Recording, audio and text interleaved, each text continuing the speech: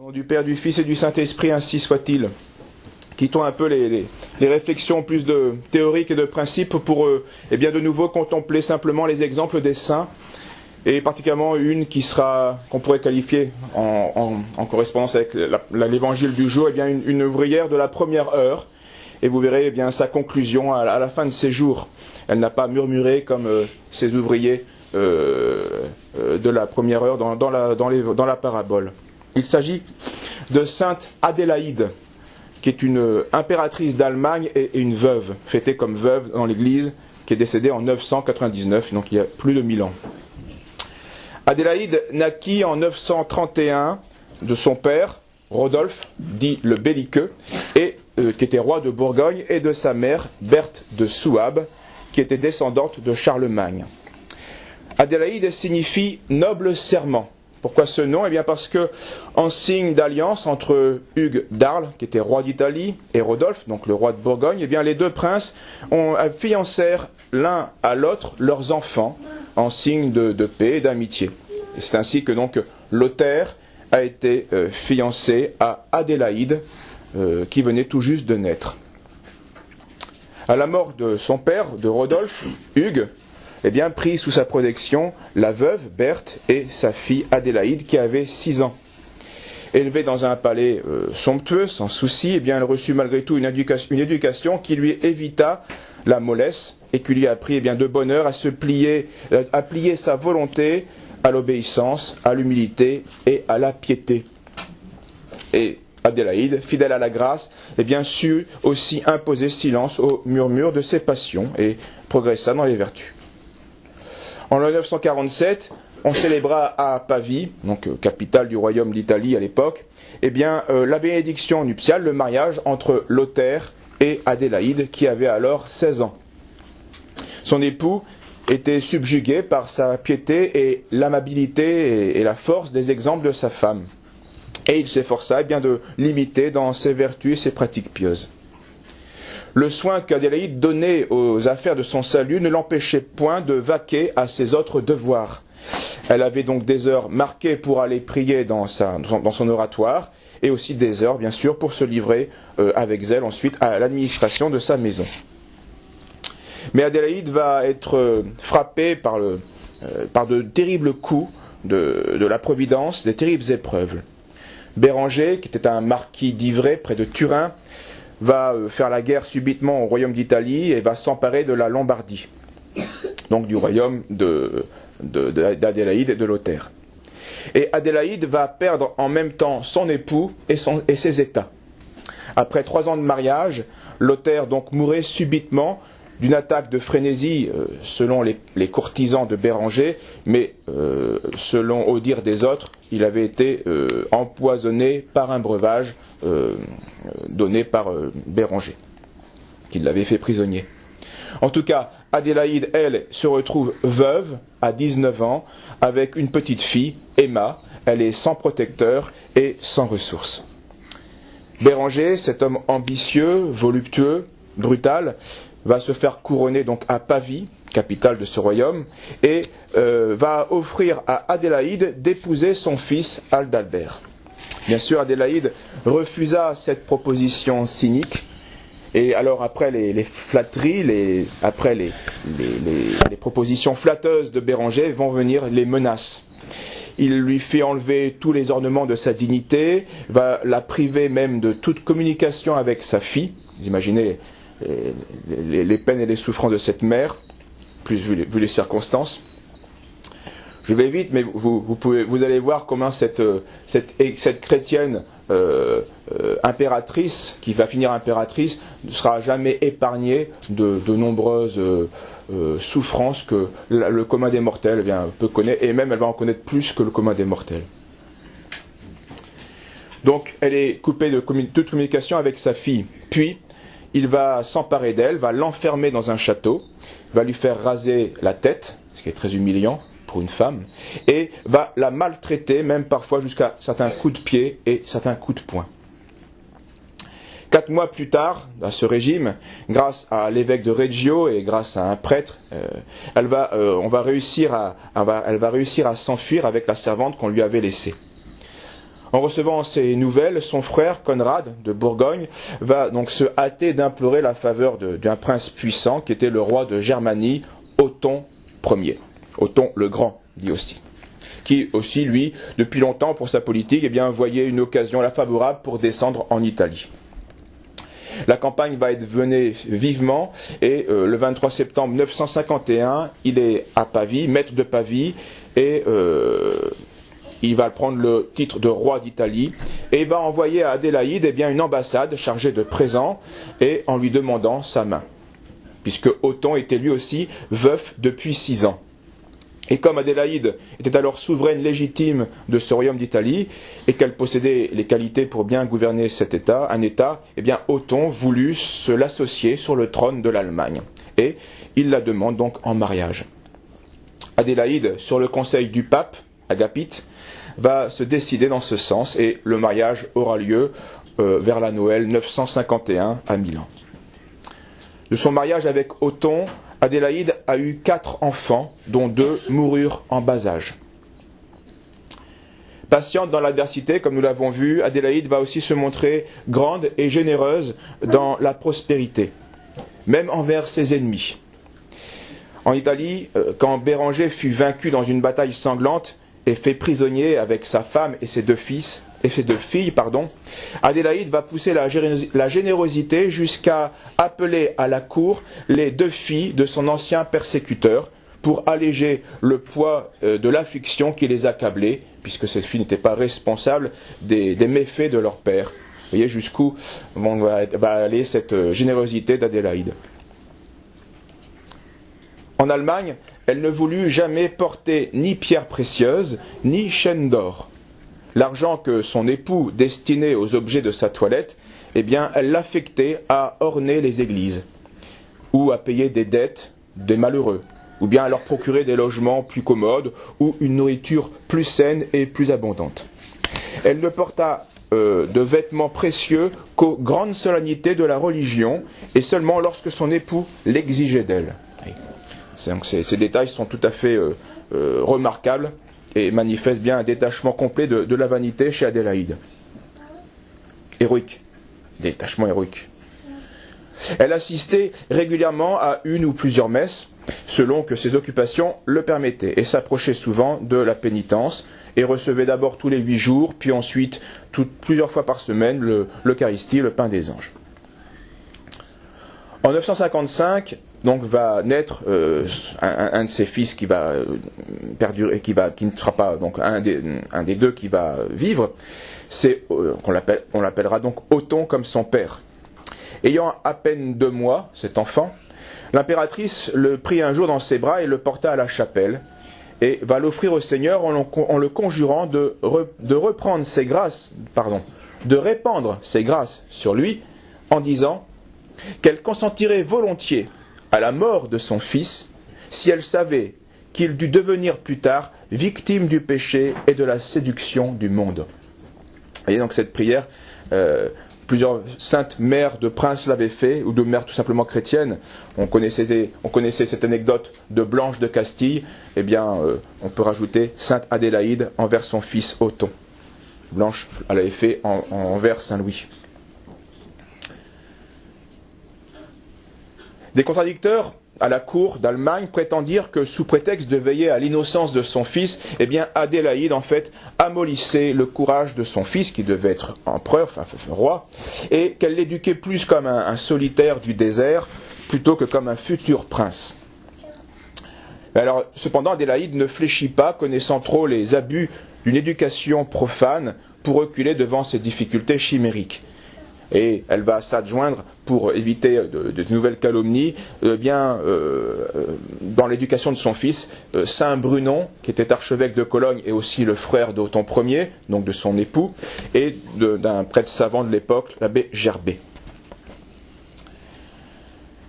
Aux leçons des maîtres, elle joindra ses propres réflexions et inspirera surtout au jeune Othon la plus grande soumission à l'Église catholique, lui rappelant tout simplement la politique du Christ roi, lui rappelant souvent son origine céleste, ses triomphes sur les erreurs du paganisme, les services immenses que l'Église avait rendus au monde et qu'elle lui rendait encore tous les jours. Souvent, elle le conduisait aussi avec elle lorsqu'elle visitait les pauvres, non seulement pour le rendre attentif aux misères du prochain dans son royaume, mais aussi pour faire naître dans son âme des sentiments de reconnaissance envers le Seigneur qui le comblait de tant de bienfaits. Adélaïde pardonnait à l'âge de son fils, au défaut de l'âge de son fils, mais sans jamais légitimer sa mauvaise volonté. Et elle disait, il faut plier l'arbre pendant qu'il est jeune, car plus tard, il n'en sera plus temps. Elle ne suivait jamais la première impulsion pour infliger un châtiment à Othon, remettant le soin de le corriger au moment où elle était plus calme. Mais alors, quand était venu le moment de la correction, eh bien, elle savait user parfois de sévérité, en se souvenant des paroles de Salomon dans l'Écriture, qu'un père qui épargne le bâton pour son fils indocile est son enfant, mais celui qui l'aime le châtie. Vous verrez que cette sévérité est aussi, c'est comme toute vertu chrétienne, c'est épouser aussi une vertu de clémence pour un châtiment mérité. Ces choses-là ne sont pas incompatibles, elles dépendent des circonstances et des moments de la vie. L'empereur Othon avait eu de sa première épouse, Éditha, un fils nommé Louis-Dolphe, dont Adélaïde fut obligée de se charger. Et Louis-Dolphe avait un caractère plutôt violent et fier. Son orgueil, son ambition vont s'accroître avec l'âge, et la naissance du jeune Othon, eh bien, avec la crainte d'être privé peut-être du droit de succession, vont le blesser si vivement au cœur qu'il va se révolter contre son père, et avec les ducs de Bavière et de Lorraine vont faire une guerre dans le royaume. L'empereur donc va rassembler son armée et marcher contre le fils révolté. Louis-Dolphe fut fait prisonnier à Ratisbonne, et l'empereur, eh bien, ne voulant pas décider lui-même du sort de ce jeune prince, va assembler un conseil de guerre pour se prononcer sur la punition méritée par ce fils révolté. Alors Adélaïde va justement, c'est là où je vais vous montrer la clémence, Adélaïde va adresser plusieurs suppliques à son époux pour demander la grâce du fils rebelle. Après 3 essais infructueux, Adélaïde va faire intervenir saint Ulrich, évêque d'Augsbourg, et là elle aura le bonheur de voir la réconciliation entre le père et le fils. Adélaïde fonda plusieurs établissements religieux, justement à Magdebourg, à Colmar, ensuite dans le canton de Vaud, et spécialement aussi en Alsace. Elle fut aussi mêlée à la politique de son époux, bien sûr, dans la restauration de la dignité impériale, qui avait donc cessé depuis la séparation des 3 fils de Charlemagne. Othon va demander au pape Agapite de rétablir la dignité impériale comme autrefois le pape Léon III l'avait créée en Occident en la personne de Charlemagne, à la condition bien sûr que les empereurs seraient les défenseurs titulaires de l'Église romaine contre les infidèles, les hérétiques et les séditieux. Cette situation, qui offrait des avantages sérieux, bien sûr, comme toute situation, offre aussi des inconvénients, à cause d'une certaine dépendance où pouvait se trouver l'Église, le Saint-Siège, avec le pouvoir temporel. Ce sera la dispute entre l'Empire allemand et Saint Grégoire VII. Mais ça a aussi de nombreux avantages pour l'évangélisation et la chrétienté. C'est en tout cas le pape Jean XII qui va sacrer et couronner Othon et Adélaïde à Saint-Pierre de Rome le 2 février 962. Et à ce titre, donc, les Romains prêtaient aux empereurs un serment de fidélité qui était subordonné à la fidélité de leur roi, qui était le pape. Mais la bonne harmonie entre Othon et Jean XII va durer peu de temps, et les torts sont du côté de ce dernier, du pape Jean XII, qui avait été élu bien trop jeune au souverain pontificat, puisqu'il a été élu pape à l'âge de 18 ans. Ce jeune pape ne tarda pas à scandaliser la chrétienté par son attitude. Il avait été élevé comme un jeune seigneur de l'époque, grand ami de la chasse et des plaisirs bruyants, et il était enclin plutôt à suivre ses concupiscences qu'à faire son devoir papal. Il donnera bientôt donc prise aux pires accusations. Devant ces faits malheureux, Othon va réagir de manière imprudente et va réunir une assemblée d'évêques qui vont prononcer contre Jean XII une sentence de déposition et vont élire un antipape, Léon VIII. Ces événements donc font bien sûr souffrir Adélaïde, qui priait à la fois pour l'Église du Christ qui était déchirée, et pour son époux, l'empereur. Ce n'est qu'après la mort de l'antipape en 965 que Othon va approuver le nouveau pontife romain, Jean XIII.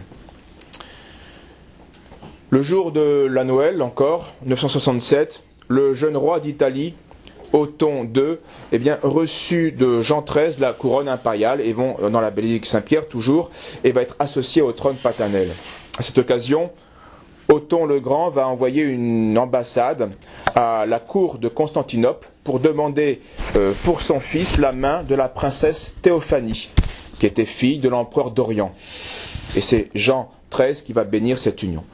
Donc l'an 1000 est très important et on l'oublie souvent à cause justement de Othon le Grand, qui une certaine chrétienté de nouveau qui s'unit justement avec ce mariage et qui était prometteur de grande grâce qui n'auront pas tout leur effet malheureusement. L'empereur Othon, qui avait été le fils de sainte Baltide, sa mère, qui était le frère de saint Brunon, son frère, évêque de Cologne, qui était époux de sainte Adélaïde, ça fait quand même beaucoup de saints autour d'un empereur, n'était pas un saint, mais fera une bonne mort, en mai 973 à Meibleben. Il va laisser donc l'empire à son fils, Othon II, qui est âgé alors de 18 ans, et donc marié à la princesse grecque Théophanie. Adélaïde, elle, a 42 ans à ce moment-là, et elle est résolue de vivre saintement dans le veuvage. Plus ambitieux que capable, Othon II va mener une politique assez déplorable dont les fâcheux effets furent heureusement atténués par certains dignitaires, qui étaient soit évêques, soit seigneurs de l'Empire, qui étaient aussi soutenus par les deux impératrices, Adélaïde et Théophanie. Ces deux femmes avaient mieux compris que Othon II l'importance particulièrement des questions slaves, et vont favoriser, Adélaïde surtout, va favoriser l'archevêque de Magdebourg pour évangéliser l'Est, le Nord et l'Est qui avait été c'est à cette époque-là vraiment que la Suède et tous les pays de l'Est vont commencer à être vraiment évangélisés. Mais Théophanie va supporter assez impatiemment les avis de sa belle-mère, qui n'avait pas, certes, la finesse byzantine, ni le sens des affaires de Théophanie, mais qui n'était pas pourtant dénuée de toute qualité pour commander. En tout cas, Théophanie va persuader son époux qu'il avait tort de se laisser gouverner par sa mère. Othon montra donc d'abord de l'indifférence pour sa mère, puis ensuite il ne l'appellera plus au conseil des affaires. Les deux impératrices n'entrèrent jamais en lutte ouverte, mais étant tenues à l'écart de cette manière-là, et voyant que sa présence déplaisait à la cour, Adélaïde va la quitter pour revenir en Bourgogne près de son frère. Après un certain temps, Othon ouvrit les yeux sur sa politique et reconnut la cause du malaise général, qui était lui-même, et va demander de se réconcilier avec sa mère. Il choisit pour mieux y réussir saint Mailleul de Cluny, abbé de Cluny, pour décider Adélaïde à revenir en Allemagne, ce qu'elle fera au mois de décembre 980. Mais ce même mois où Adélaïde revient, une maladie violente va surprendre Othon II à Rome et va l'enlever de ce monde à l'âge de 29 ans. Donc la mère perd son fils, ce qui n'est pas dans l'ordre des choses. La mort ouvrait donc une nouvelle régence, puisque Othon III n'avait que 3 ans. La direction des affaires revient donc à Théophanie. Mais entre elle et Adélaïde, les brouilles furent fréquentes, et même quand leurs désirs convergeaient. Le rôle donc d'Adélaïde dans les affaires impériales va diminuer progressivement. Mais elle eut encore une influence assez grande pour intervenir dans les affaires de France, après la mort donc du roi Lothaire. Et il est curieux de constater que cette grand-mère du dernier roi carolingien va contribuer, malgré les mises en garde de sa fille Emma, à faire parvenir sur le trône de France Hugues Capet. C'est grâce à Adélaïde que Hugues Capet est monté sur le trône de France, qui était jugé moins dangereux pour les affaires, pour l'Empire, que les Carolingiens en France. Au milieu de toutes ces peines qui faisaient de la vie d'Adélaïde une sorte de martyr, on peut le dire quand même, elle disait souvent « La main de Dieu me frappe pour me guérir de mes faiblesses. surtout de mon amour-propre et de la vanité du monde. » Retenons cette sentence sage de cette sainte femme, car elle vaut pour tout chrétien. La main de Dieu me frappe pour me guérir de mes faiblesses, surtout de mon amour-propre et de la vanité du monde. Mais le 15 juin 991, Théophanie, elle aussi, va mourir de manière subite. Toute l'Allemagne verra une punition dans cette mort prématurée. Donc c'est à la régence de Otton III revient à Adélaïde de nouveau, car il n'avait que 11 ans. Adélaïde est donc revenue plus puissante que jamais, mais elle ne regardait pas cette élévation, que comme un poids. Elle avait vu 3 trônes déjà, et pas mal de morts. Et la connaissance qu'elle avait acquise des hommes et des événements lui fournit assez de prudence politique et de bon sens pour ne pas modifier la ligne politique de sa belle-fille Théophanie défunte. Elle opéra cependant plusieurs changements dans quelques branches d'administration. Et quoiqu'elle eût le pouvoir de se venger de certains de ses ennemis qu'il avait calomniés, elle rendit là encore le bien pour le mal, comme le rapporte saint Odilon, son historien. Elle s'appliqua à rendre en tout cas à chacun prompte et bonne justice, sans distinction de rang et de condition. Et c'est là la qualité essentielle du chef. On attend d'un chef et on demande du chef simplement et avant tout cela, qu'il s'applique à rendre à chacun prompte et bonne justice, sans distinction de rang ni de condition. Elle ne confia la direction des provinces de l'Empire qu'à des hommes intègres avec lesquels elle correspondait souvent. Et elle se représentait souvent le compte terrible qu'elle devait rendre un jour au juge suprême. Et ça aussi, souvenons-nous de cette remarque de la sainte. Nous avons tous, d'une manière ou d'une autre, un jour, nous devrons commander quelqu'un, que ce commence par nos enfants, ou nous aurons toujours un inférieur sur qui nous aurons un certain pouvoir. Et il ne faut jamais oublier que nous aurons un compte à rendre, qui peut être terrible, au souverain juge qui nous demandera comment avons-nous exercé notre force. Est-ce pour le bien commun ou était-ce par passion? L'empereur Otton III, étant parvenu à l'âge de la majorité, montra lui aussi quelques dispositions hostiles envers sa grand-mère, mais il n'alla pas jusqu'à la persécuter ouvertement. Ce refroidissement et différentes autres circonstances déterminèrent Adélaïde à quitter définitivement, en 994, la cour de son petit-fils et pour rentrer en Bourgogne et y vivre dans la solitude. Durant son voyage de départ, les peuples d'Allemagne se pressaient partout sur son passage, s'estimant heureux quand ils pouvaient la voir, la toucher, etc. Elle visita tous les monastères qu'elle rencontra sur sa route, laissant partout des marques de sa générosité, de sa piété. Et particulièrement à l'abbaye de Saint-Maurice dans le Valais, ou le prieuré de Colmar qu'elle avait fondé, ou l'abbaye de Cluny qu'elle appréciait particulièrement.